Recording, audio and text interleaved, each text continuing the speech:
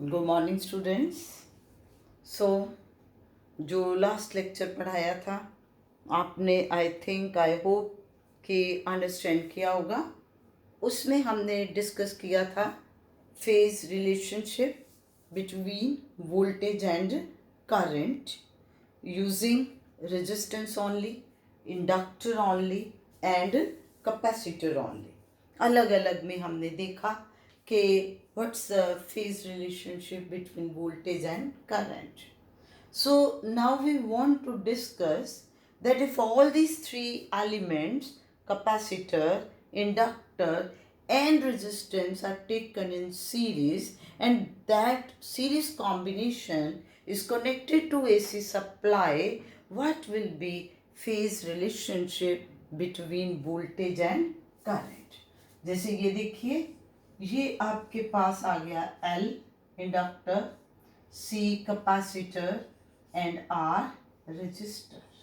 So L, C, R and we are connecting it to this AC supply. ठीक होगी बात? तो अब हम इसमें ये देखना चाहते हैं कि what is the phase relationship. तो इसमें अब एक चीज़ जो है बड़ी क्लियर है कि in series combination same amount of current is flowing through each component, through inductor, capacitor और resistance. So that means first of all we consider that let us say alternating current is given by the relation I is equal to I naught sin of omega t. ठीक होगी बात. अब इसके बाद है कि same current is flowing through each of these component. तो अब आप ये देखिए what will be voltage developed across inductor, across capacitor and across resistance. और इसके साथ साथ ही हम ये भी देख लेंगे कि in which how we can represent this. जैसे हमने ये करंट ले लिया I I naught sine omega T और मैं कहती हूँ कि let us say it is represented along O A, जो आई को रिप्रेजेंट किया. तो अब इसमें what will be voltage across resistance, it will be naturally I into R. यही होना है ना, आई इंटू आर. इसमें आपके पास वोल्टेज आ गई. अब इसके बाद आप देखिए कि इट वोल्टेज, अब रेजिस्टेंस के केस में क्या होता है, voltage and current are in same phase. It means that this V R is represented along O A only. इसी तरफ को होगी. ठीक होगी बात. अब इसके बाद what will B V L, voltage across inductor, it will be naturally I into XL. क्योंकि XL क्या है, इंडक्टिव रिएक्टेंस. याद करो उस दिन हमने जब किया था तो XL आपके पास क्या आया था, ratio of voltage to current. और दूसरी चीज़ अब इसके बाद आपको ये भी याद होगी कि इन केस ऑफ इंडक्टर हम क्या कहते हैं, voltage is ahead of current by 90 degree by pi by 2. इसका मीनिंग ये हो गया कि we will represent this voltage across inductor along the direction OB. क्योंकि ये 90 डिग्री आगे है, तो जब ये 90 डिग्री आगे है तो ये इस तरफ को चलेगी. और इसके बाद voltage across capacitor will be I into XC. ठीक है ना, ये क्या बनेगी, I इंटू XC. XC क्या आ जाएगा, कैपेसिटिव रिएक्टेंस. और कैपेसिटर के केस में हमने क्या किया था, voltage lags behind the current by pi by 2. तो दैट मीन्स अगर करंट इस तरफ है तो VC आपके पास इस तरफ आएगा. सो ये पॉइंट अपने माइंड में क्लियर करो कि इसमें हमने सिंपल एक तो अपना ये लगाया है कि V is equal to I into R या I into XL XC, resistance और रिएक्टेंस. ठीक होगी बात. दूसरी चीज़ हमने क्या देखी है कि भाई इसमें फेज रिलेशनशिप के हिसाब से किस तरह से बनेगा. तो अब अगर आप इसमें देखें तो अगर मान लीजिए VL की वैल्यू हमने ज़्यादा ले ली तो अब आपके पास ये OD क्या बन जाएगा, VL माइनस VC। ठीक है, तो अब अगर आप इसको यूं कर लीजिए तो आपके पास ये आ गया। तो यानी कि अब मैं आपको ये यहाँ पर इस पॉइंट को मैं लिख रही हूँ Z, दैट इज इम्पिडेंस। क्या लिया बेटा हमने कि अब आप देखिए इसमें कि जब आप इसमें ये लेना चाहो, वैसे ही आप इसमें जब करोगे तो ये आपने पॉइंट ले लिया E, तो आप इसमें ये देखो बेटा कि व्हाट विल बी OE का स्क्वायर। OE का स्क्वायर आपके पास क्या बनेगा, OE का स्क्वायर प्लस OD का स्क्वायर। ठीक है ना। अब OA क्या है, OA आपके पास है VR, OD क्या है VL माइनस VC।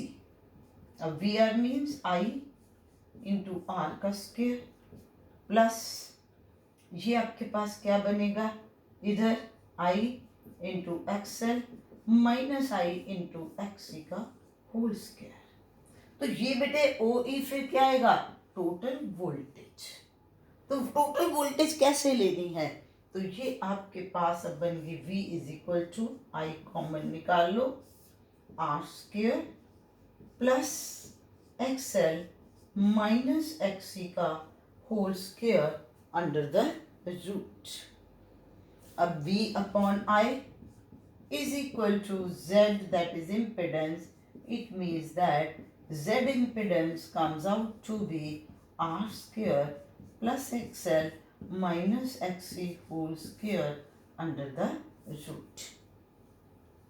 अब इसमें एक पॉइंट तो ये देखिए जो सबसे बड़ा कॉन्सेप्ट आपने इसमें सीखा है कि बेटा जब आप करंट इलेक्ट्रिसिटी में काम करते हो, जब डीसी की बात आती है तो आपको उसमें याद है कि अगर आप 3 रेजिस्टेंसेस को सीरीज में लगा रहे हो और मान लो एक के क्रॉस वोल्टेज 2 वोल्ट है, दूसरे पे 3 वोल्ट है, तीसरे पे 4 वोल्ट है, तो टोटल क्या हो जाता है potential difference 2 + 3 + 4, so that comes out to be 9 volt.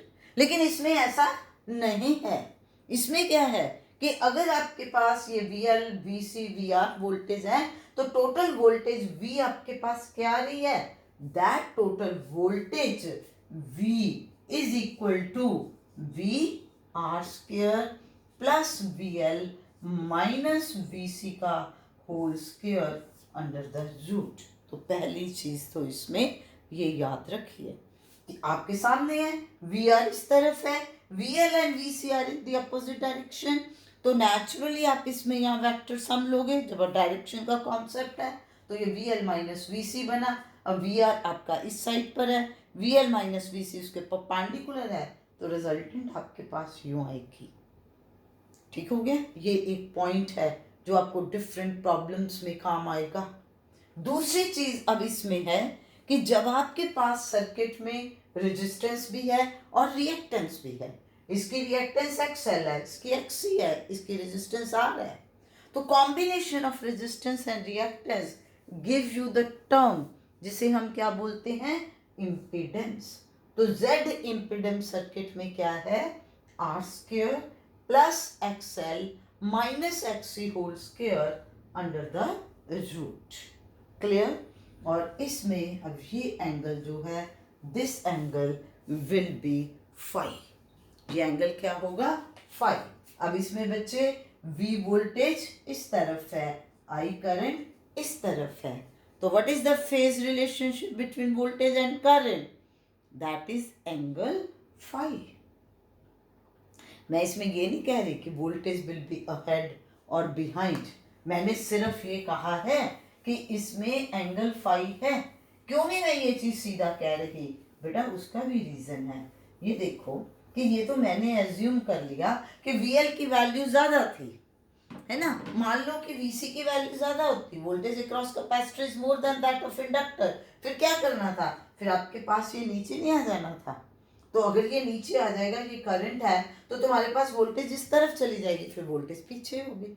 तो इसलिए इसमें हम ये कह रहे हैं कि टेंजेंट फाई, इसमें आपके पास बच्चे क्या बना, tangent is perpendicular side over base, perpendicular side is VL minus VC and base is VR।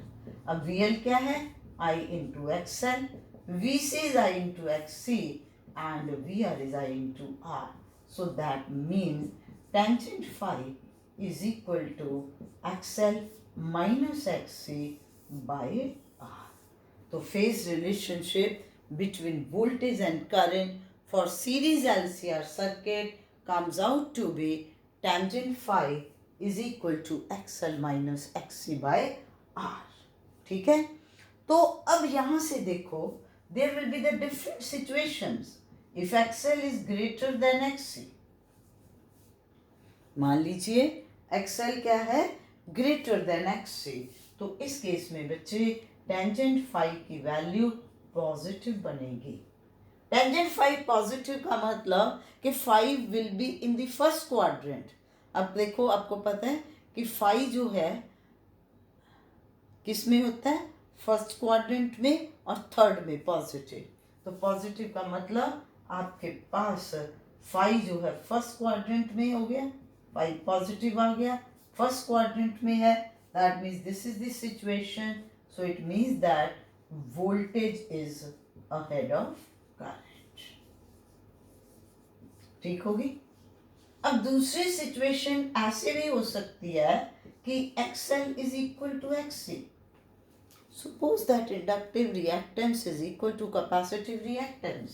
उस केस में बच्चे क्या हो जाएगा, XL minus XC जीरो हो गया, 0 over R is 0, that means tangent phi is 0, which means phi is equal to 0 degree। Phi क्या आ गया, 0 डिग्री आ गया। और जब फाई 0 डिग्री होगा, इसका क्या मीनिंग आएगा, voltage and current are in same phase. क्योंकि बेटा इस सिचुएशन में क्या होगा, ये देखो कि ये आपका VL VC के बराबर आ गया, ये कैंसिल हो गया, सो दैट मीन्स इस टाइम ये जो सर्किट आपका, this will B resistive circuit only. Inductance एक दूसरे को कैंसिल कर रही है। ठीक हो गया। और थर्ड आपके पास आ गया, if XL is less than XC, तो नेचुरली बेटे इस केस में टेंजेंट फाई की वैल्यू क्या हो जाएगी, नेगेटिव हो जाएगी। जब टेंजेंट फाई नेगेटिव है, अब देखो ना इसमें बच्चे वैल्यू तो इधर ही रहनी, तो दैट मीन्स फाई नेगेटिव हो गया। फाई नेगेटिव का मतलब ये इधर आया, क्योंकि सिचुएशन तो यहाँ फर्स्ट में बननी है, फोर्थ में और तो कोई बनेगी नहीं। तो दैट मीन्स क्या बनेगा कि voltage lags behind the current by angle phi. तो अब तुमने इसमें क्या सीखा सारे आर्टिकल में, एक तो आपने ये पॉइंट सीखा कि when you are taking inductor, capacitor and resistor in series, तो उस केस में हम कुछ भी ऐसा नहीं कह सकते कि वोल्टेज करंट से आगे भी हो सकती है। आगे कब है, when inductive reactance is dominating. ठीक हो गया। और पीछे भी हो सकती है, पीछे कब होगी वोल्टेज, लैग कब करेगी, when capacitive reactance is dominating. और ऐसा भी हो सकता है कि voltage and current are in phase. Phase में तो बच्चे तब भी होते हैं जब सिर्फ रेजिस्टेंस हो। इस केस में inductive reactance comes out to be equal to capacitive reactance. तो ये हमारा पॉइंट फेज रिलेशनशिप का हो गया। तो दूसरी चीज, जैसे हमने इंडिविजुअल सर्किट में AC के लिए टर्म यूज की रिएक्टेंस, अब यहाँ पर रेजिस्टेंस भी है, रिएक्टेंस भी है, तो हमारे पास कॉम्बिनेशन से क्या टर्म बन गई, इम्पिडेंस। तो अब आपको मान लीजिए एग्जाम में यही आता है, डिफाइन इम्पिडेंस ऑफ सर्किट। तो इम्पिडेंस क्या बनेगा, impedance is the opposition offered by inductor, capacitor and resistance to flow of AC। इसमें ये जरूर लिखना है कि इम्पिडेंस कब आती है, AC के फ्लो में। So it is the opposition offered by circuit elements. Circuit elements कौन से हैं, इंडक्टर, कैपेसिटर एंड रजिस्टर। किसको अपोज कर रही हैं, फ्लो ऑफ AC को। और इसके यूनिट्स क्या होंगे इम्पिडेंस के? Same as that of resistance और रिएक्टेंस, दैट इज ओम्स। और इम्पिडेंस की वैल्यू आपके पास कितनी बन गई है? That value is R² plus XL minus XC का होल स्क्वायर। तो ये आपके पास था कि meaning of series LCR circuit. अब जब हम इस सीरीज LCR सर्किट की बात करते हैं, नाउ वी कंसिडर रेजोनेंस। अब हम इसमें बात करते हैं सीरीज रेजोनेंस। रेजोनेंस इसमें कब होगी? सीरीज LCR सर्किट में। अब उसके लिए आप इसमें ये बात देखिए, रेजोनेंस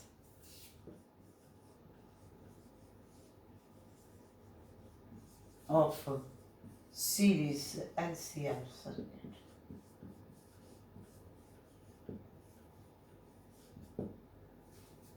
इसमें बेटा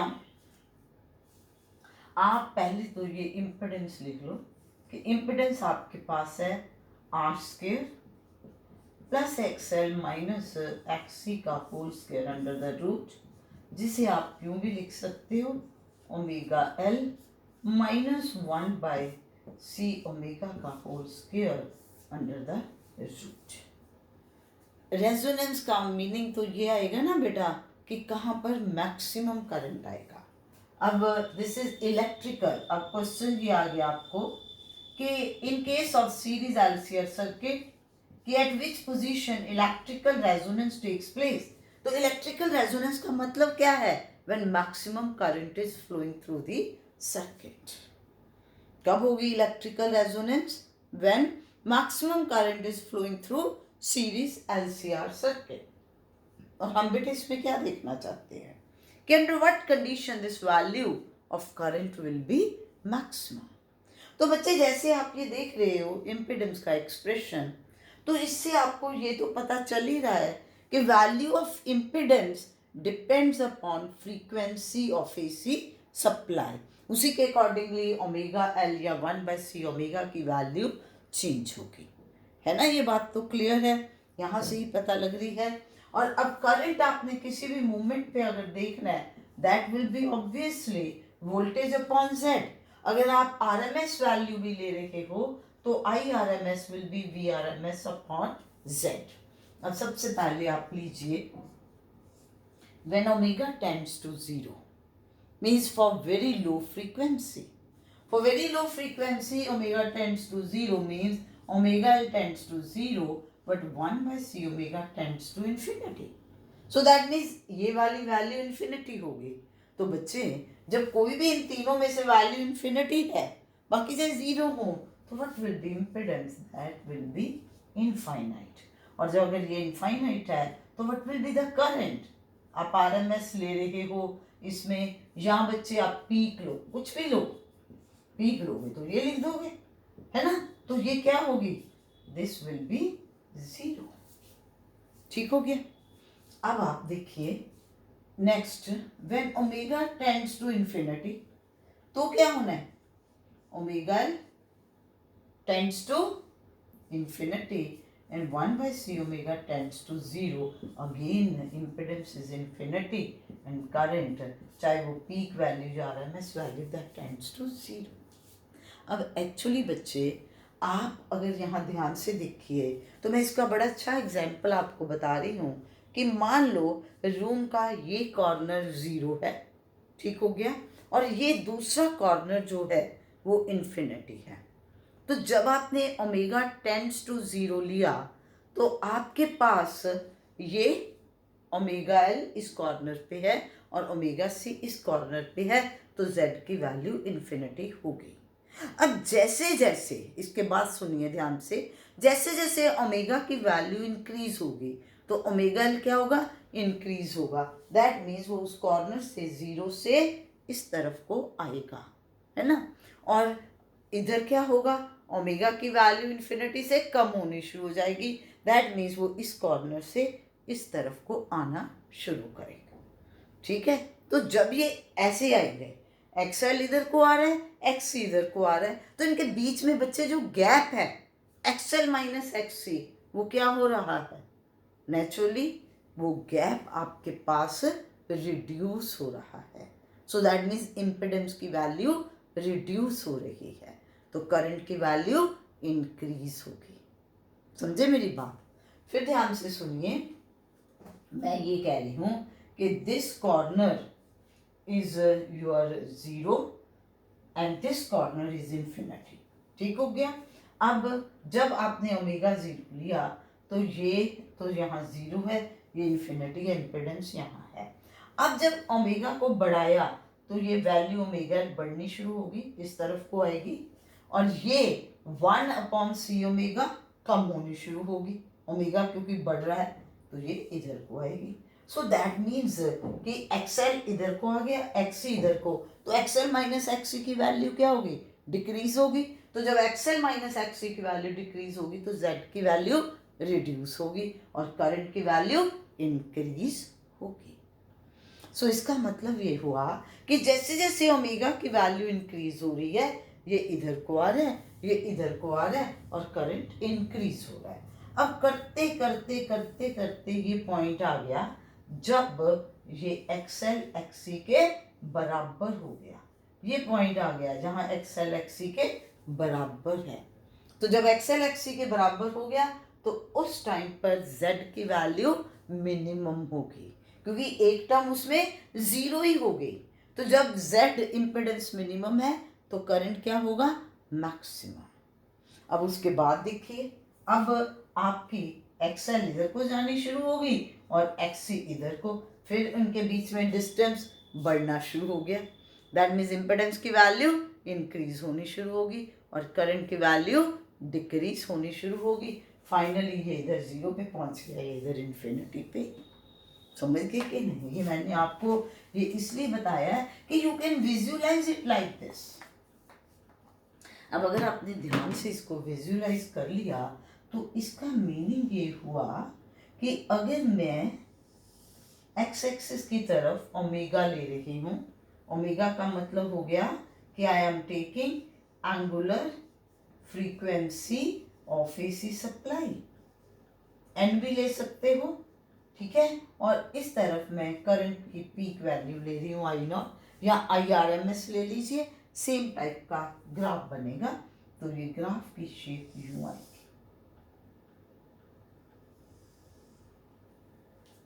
समझे? तो यहां पर जाके इसकी ये पीक वैल्यू बनी। धीरे धीरे ये देखो, दैट मीन्स ओमेगा की वैल्यू इंक्रीज हो रही है, इम्पिडेंस कम हो रही है, करंट बढ़ रहा है। तो यहाँ पर जो पीक वैल्यू है, तो यहाँ पर क्या है बच्चे, यहाँ पर एक्सएल एक्ससी के बराबर है। That means omega L is 1/c omega, और you can say omega square is 1/LC और omega is 1/LC under the root. और इस पॉइंट पे इम्पिडेंस क्या है, मिनिमम, करंट क्या है, मैक्सिमम। तो मैंने तुम्हें क्या बताया था कि electrical resonance will take place when maximum current is flowing through series LCR circuit. So that means ये आपके पास जो फ्रीक्वेंसी आएगी, इस फ्रीक्वेंसी को हम क्या कहते हैं, omega R. This is resonant frequency, और ये रेजोनेंट फ्रीक्वेंसी की वैल्यू कितनी बन गई है, इट इज 1/√LC। क्लियर हो गया? तो अब इसमें हमने ये पॉइंट देखा है कि भाई सीरीज LCR सर्किट आ गया, तो उस सर्किट में हम कह रहे हैं कि इम्पिडेंस इतनी बनी, तो इम्पिडेंस की value frequency of AC supply के साथ चेंज होगी। तो we want to see that for which frequency of AC supply there is maximum current in series circuit, and that frequency is known as resonant frequency, and this condition, this situation is known as electrical resonance. और अब अगर आप इसमें ध्यान से देखें तो इसमें एक चीज नोटिस कर लीजिए कि value of resonant frequency depends only and only on the value of inductance and capacitor. It is independent of the value of resistance. ये resistance की value के ऊपर depend नहीं कर रही. किसके ऊपर depend कर रही है? Value of inductor as well as capacitor. अब यहाँ पर peak value of current क्या आएगा बच्चे? It will be V naught by R. Because at this very time, impedance of the circuit is minimum and this is equal to R. तो that means कि जो peak value है current की, that depends upon the value of resistance. अब आप कहोगे कि मैं इतना स्ट्रेस दे दे के क्यों बोल रहे हूँ बच्चे, मैं इसमें यही क्वेश्चन तुमसे पूछ लेती हूँ कि भाई ये LCR सर्किट है आपके पास. अब उसके बाद मैंने क्या किया, without changing value of L and C, value of resistance R is increased. तो बताओ इसमें कहाँ चेंज आएगी? So if we are not changing value of L and C, that means electrical resonant frequency will remain the same. और अगर आप resistance की value increase कर रहे हो, so that means peak value of current will reduce. So that means in that very case, the shape of the graph will be like this. और इसमें आप एक और change क्या देख रहे हो? करंट की वैल्यू तो कम हुई, उसके साथ साथ आपने ये देखा कि इसमें रेजोनेंस शार्प नहीं है. शार्प रेजोनेंस का क्या मीनिंग है बच्चे? कि भाई जैसे होता है ना कि एक टिप है, उससे जरा सा ऐसे हुआ तो फिसले. कि जैसे ये सपोज कर लो बच्चे कि आपके पास ओमेगा आर की वैल्यू लेटर से 100 है, तो जैसे ही वैल्यू अगर 99.99 भी हुई तो there will be fall in the value of current. That is the sharp resonance. समझे? और दूसरी तरफ अगर 100 की बजाय वैल्यू 99.9 होगी और या 100.1 होगी, there is no change in the value of current, तो that means that resonance will not be sharp resonance. So clear? तो हमने इसमें अब कॉन्सेप्ट सीखा इम्पिडेंस, हमने इसमें कॉन्सेप्ट सीखा फेज डिफरेंस, और उसके बाद इलेक्ट्रिकल रेजोनेंस. अब इसके बाद है, आपसे पूछा जा सकता है कि what is the practical application of this series electrical resonance. इसकी प्रैक्टिकल एप्लीकेशन डेली लाइफ में. तो तुम्हें याद होगा आजकल तो बेटा जो भी आप चैनल चेंज करते हो रिमोट से हो जाते हैं, लेकिन अगर आपके घर में पुराना रेडियो पड़ा होगा तो उसमें आप देखते थे कि नॉब को घुमाओ, नॉब को घुमाने से जो स्टेशन आपने विविध भारती सुनना है, जालंधर का प्रोग्राम सुनना है, ठीक है, तो BBC लंदन सुनना है, तो कैसे चेंज करते थे उस नॉब को. उस नॉब को चेंज करने से क्या होता था? एक्चुअली दैट नॉब जो आपको आगे से सिंपली नॉब नज़र आ रही थी, इन actual practice that is variable capacitor. तो उसमें हम कैपेसिटी की वैल्यू चेंज कर रहे, तो जब C चेंज कर रही हैं तो ओमेगा R जो है 1/√LC वो चेंज हो रहा है. तो इसलिए जब वो फ्रीक्वेंसी आपके LC सर्किट की जो आपने स्टेशन कैच करना है उसकी फ्रीक्वेंसी के साथ मैच कर जाएगी, then electrical resonance will take place. अब ये देखते हो कि जब ट्यूनिंग करते हो तो वो जैसे अभी एग्जैक्ट नहीं भी आया, सुनाई देना शुरू हो जाता है लेकिन क्लैरिटी नहीं होती. अब ज़रा सा नॉब को और घुमाओ तो क्लैरिटी भी हो जाती है. सो दैट मीन्स कि इसका क्या फ़ायदा हो गया कि हमारे पास आप इसका मतलब इसको जो यूज़ कर रहे हो, किस लिए यूज़ कर रहे हो? To receive a signal of particular frequency. तो इसकी प्रैक्टिकल एप्लीकेशन क्या हुई कि this series electrical resonant circuit is used to receive a signal of particular frequency. और वो कैसे बनेगा कि if the frequency of this circuit comes out to be equal to the matches the frequency of the channel which we want to receive, the signal which we want to receive, then that will give you the resonance. और you can से the maximum better output. तो इस तरीके से बेटा इसमें हमने ये सारा डिस्कस किया। बाकी मैं एक चीज़ आपको बता दूं इसमें कि ये मैंने इसमें आपका LCR तीनों ले लिए थे। अब एग्जाम में मान लो आपको LR सर्किट आ जाए तो बेटा उसको भी इसी तरीके से ले लो। सपोज करो आपको LR आ जाए तो आपने ये L ले लिया और R ले लिया, ठीक है, AC सप्लाई से जोड़ दिया।